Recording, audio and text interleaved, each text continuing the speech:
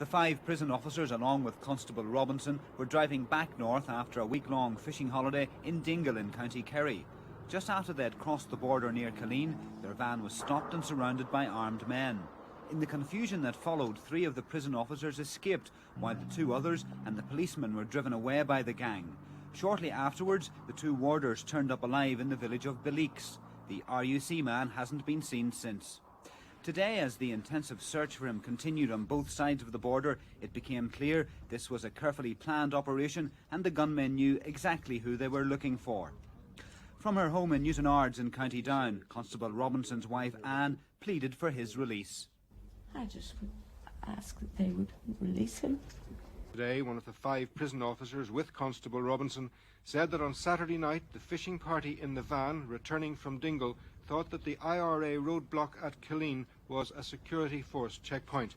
They were discussing whether it was the Irish or British armies as they pulled up. It was only then that they realised something was wrong. The prison officer said he saw 4 men with rifles who asked for identification.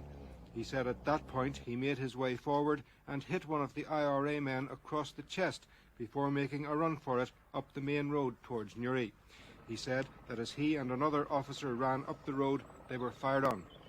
It's thought that the IRA's information stemmed from an overheard conversation while the men were on holiday.